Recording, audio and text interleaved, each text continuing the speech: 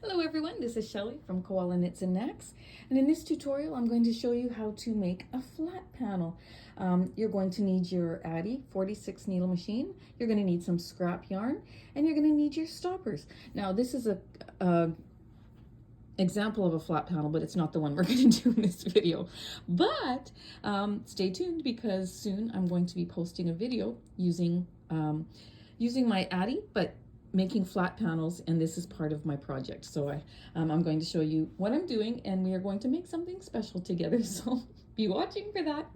This is a little sneak peek. So anyways, grab your Addi and grab your stoppers and grab some waste yarn, and we are going to learn how to make flat panels. All right, so once you have your Addi ready and your waste yarn, we're going to begin. Now stick with me in this video because there are several different ways I'm going to show you how to do this, okay?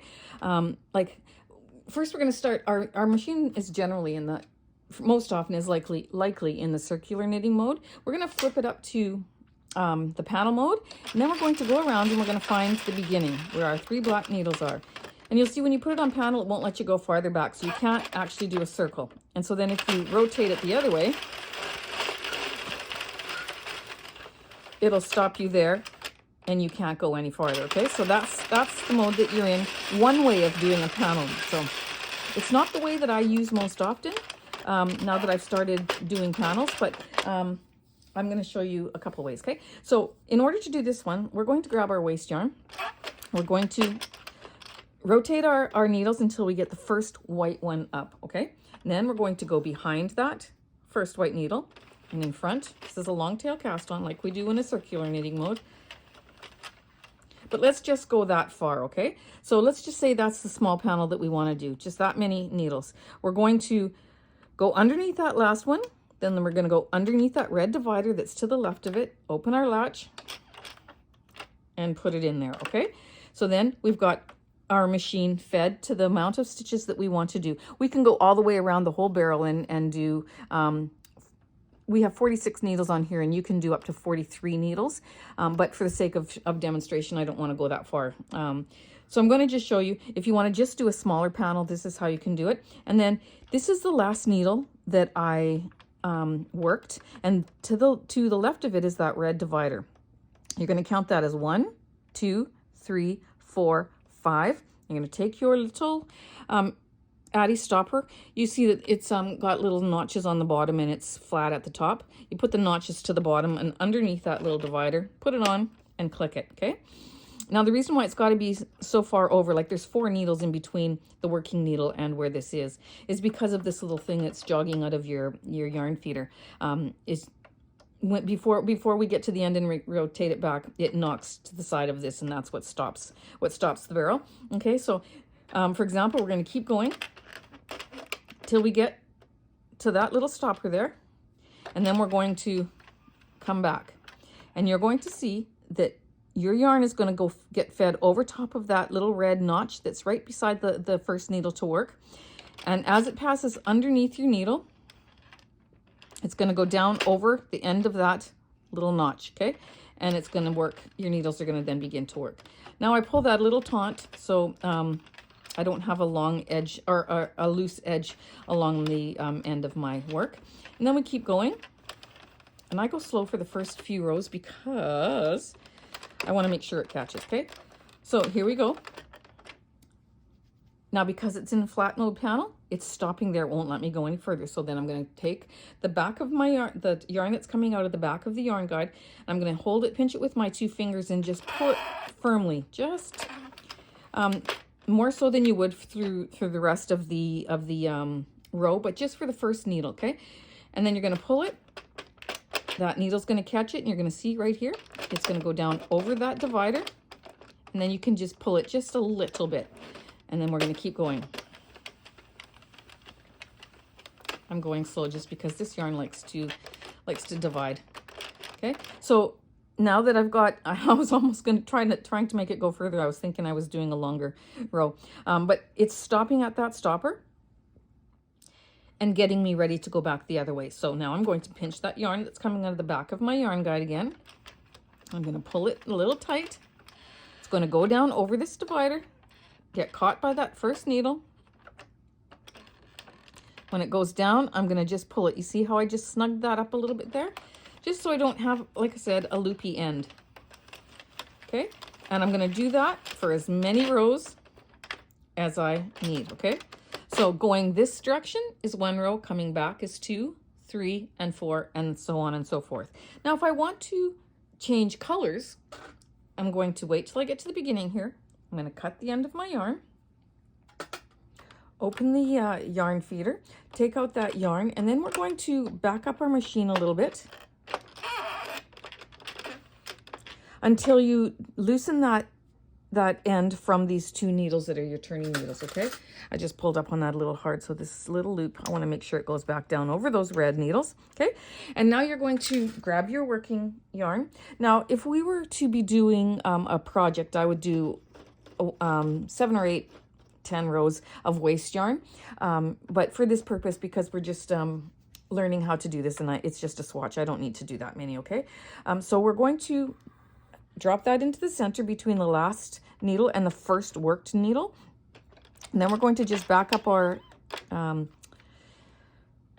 go ahead with our handle just a little bit so that we can get this first needle and this last one, we'd call this the last black one, but the last needle in line with this yarn guide. And then we're going to take our new yarn, our working yarn, that's our permanent color, into the yarn feeder in between that last and that first worked needle.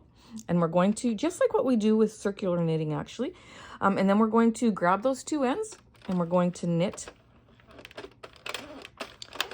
3 or 4 stitches. Then I always just take my working yarn on both ends. See this one right here that's over top of that little red divider?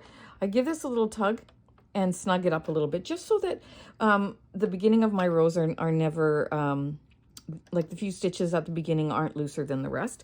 Then you're going to give this one little tie just to hold it secure. And we're going to keep knitting just as we did with our waste yarn, okay? Making sure that this pops down over those little red teeth, going all the way to our stopper. Then tugging on the back just to tighten it a bit as it goes over this little red divider. That needle's going to catch the stitch. Take it down over that little red divider. Give it a little snug. And then we're going to keep going across until we get to the end and it won't let us go any farther, okay? Then pull on the back again. Watch as it goes over that, and make sure that this first stitch is down over those red teeth and that your needle grabs the yarn. Then give it just a slight pull. You saw how if you didn't see, back this up a little bit and watch how that just tightened a little bit. And then you're going to keep going. Okay, and once you get some, more rows on here, you can add your weights onto that, and then you can go a little bit faster. Okay. But always keep an eye on that last and that first stitch, because they like to just cause trouble. They are troublemakers, those 2 stitches. They like to give you some grief until you get some weight on your project. Keep going until you get to the end. And then you just keep working like that. Okay? And your counter will count as you go. So each time back and forth, that's 1, 2, 3, 4. And that's how it works, okay? And so we're going to keep going until that stopper stops us, and then we're going to go back and we're going to do one more color change together, okay? Give that a little tug.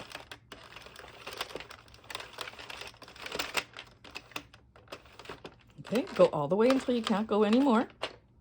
Then you're going to cut your yarn, open the yarn guide, take that yarn out. Again, you're going to back it up until it gets to your first stitch there, okay? Make sure that loop pops down back over those red teeth. Then you're going to take your new color. You're going to open that latch. You're going to feed that in between that first stitch that's worked and the last one. Again, you're going to grab both ends and you're going to knit 3 or 4 stitches. Then see, again, I always make sure that one's down underneath. Help it under and give it a little snug. Then you're going to tie this, but you're going to tie it in a knot, not just one tie, because this is your working yarn, so it's going to stay. You're going to tie it in a good knot. You're going to cut that off so it's not in your way. You're going to keep going for as many rows as you want this color to be. till you hit the stopper, come back, make sure that pops down under, give it a little, oops, tug, and you keep going, okay? I'm gonna just do 2 more rows with you. Okay, I'm pulling on the back just a little bit as that falls over that divider, then give it a little extra firm tug, and then loosen it up a bit for the rest of the row. Then you're going to continue on till the stopper stops you and repeat the process. Give it a little tug. Oops, that one needle wants to grab the end and split my yarn. Okay, and you're going to keep going for as many rows as you desire to have. Okay, don't worry about these ends because we're going to hide them when we sew our sides together. Okay, and so on a project you're likely going to make more of these panels and you're going to sew your sides together and then you hide them then, and I will show you that in an upcoming project. Okay, so you keep going, and that's how you do your single panels and your row changes, and it's just fun, and once you get going at it, you can go at a little bit faster of a speed, but I like to keep it pretty uniform and go at a nice, slow, even pace. Not as slow as what I'm doing here, but yeah, it's great. You're going to have fun doing this. So now stick with me because I'm going to show you one other way. Okay, this is another way, and it's actually my preferred way. I'm going to put that latch down, put it back into circular knitting motion. And then I'm going to find my black needles. Okay, so we've got 3 black needles. This is the middle one. If I want to say have 32 stitches, I'm going to use this as my middle needle, and I'm going to go 16 on this side and 15 on this side because this will count as one. So let's just go ahead and rotate our barrel. So that's 1. Well, this is 1, 2, 3, 4, 5, 6, 7, 8, 9, 10, 11, 12, 13, 14, 15. Okay, so I'm doing 15 on this side. That's this needle here. And then I'm going to look at the red divider that's on the right of it, and I'm going to count that as 1, 2, 3, and I'm going to put my stopper on there. Okay, I need these 2 needles that are right here to be my turning needles. Okay, so 1, 2, 3, 4, 5, 6, 7, 8, 9, 10, 11, 12, 13, 14, 15. This is 16. 17, 18, 19, 20, 21, 22, 23, 24, 25, 26, 27, 28, 29, and 30. Okay, so if this is my last stitch that I'm going to knit, then I take a look at this red divider that's right beside it, and I count 1, 2, 3, 4, 5. Okay, you need a few more spaces here on this side because you've got this little thing that jets out of your yarn feeder, so it needs more room. Okay, but it essentially only takes 2 needles to do a turning needle. Okay, so I've got the extra 2 there, so there's 4 in between on the left side. Okay, so now we're going to go back, and the reason why I like to do this, and I'm just going to stop here, is it will count. I'm going to turn this to 0 just for demonstration purposes. It will count. I'm going to start over on the far right, and then when I get to this point, that's when it's going to count. It's going to count in the middle of my row, okay? And then when it comes back, it'll count row 2 in the middle of my row. So you just got to get that in your head that it's counting in the middle of your row, not at the beginning and the end. And I like that number 1 because I like the feel of the tension. Like it's tighter tension when it passes these black needles, and I like the feel to be in the middle. When I'm doing a flat panel, it just feels better for me. And number 2, when you are knitting in circular mode, then in a sense, essentially you can go, all the way around. But if I'm knitting in circular mode, then I don't have that black key at the beginning to stop me from going back. So then let's just take it back here.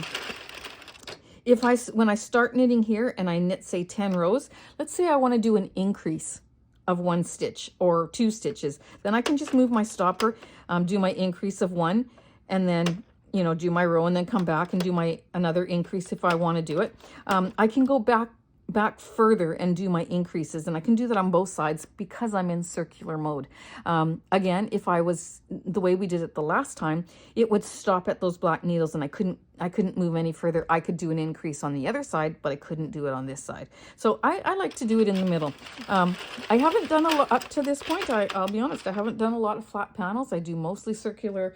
I have only done circular knitting patterns on my YouTube channel to this point, but I am having fun figuring out this flat panel thing, and I'm going to be posting some videos soon on that as well. I'm just working on something right now. Okay, so I'm going to go back to the start. And my stopper is right here. So I know that these 2 needles are just my turning needles. So I'm going to not knit those. I'm going to knit this next one, okay? I'm going to put it behind that first one and in front of the next one, behind and in front, all the way across.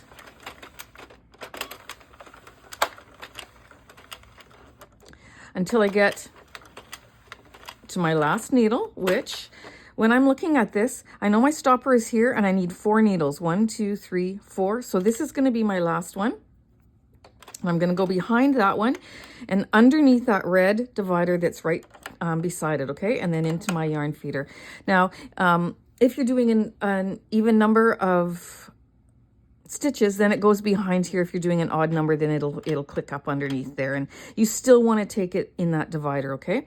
And again, we have 4 needles on this side because this little nook here, or the little jut out here on your yarn feeder is like 2 stitches. So we only need 2 stitches for the turning stitch, but because of this, we have to have 4 here. So that's why I think I explained that earlier. Maybe I didn't. Can't remember, but anyways, so we're going to go underneath that red notch into our yarn feeder, and then we're going to keep going until we hit that little black divider, okay? Till we get to the stopper. Then we're going to come back. We're going to let it go over top, underneath your needle, and it went under there. And so now we're going to keep going till we get to the other end. See, I like having that tension that comes with those black needles in the middle. But when you cross that part, that's when it counts. But we're just doing waste yarn right now. Oops, missed this needle. We're just doing waste yarn right now, so we don't have to worry about counting, okay? So we're going to go till we get to that stopper, then we're going to back it up, and we're going to continue making sure it goes over this red divider, under that little needle, and down through that loop, okay? So here's where my tension's going to come. But going this direction, it's not as tight as going the other direction, okay? Now we're back at the stopper. We're going to back it up.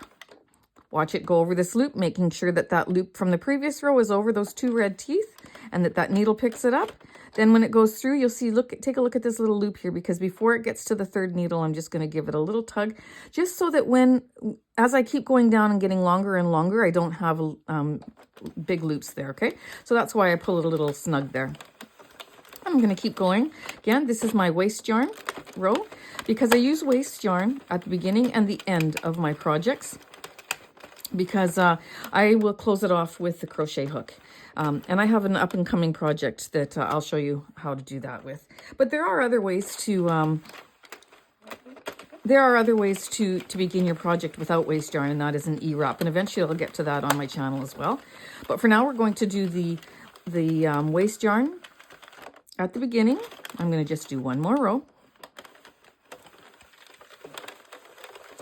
And the waste yarn at the end, okay? So we're getting near to the beginning here.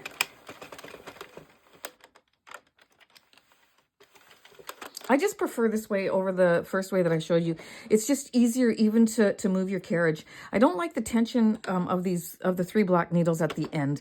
So I really believe that for every flat panel thing I'm going to do, if I'm able to, I'm going to do it this way instead of starting at that end. I like these stoppers. I think they're awesome. Okay, and so then we're going to cut our yarn.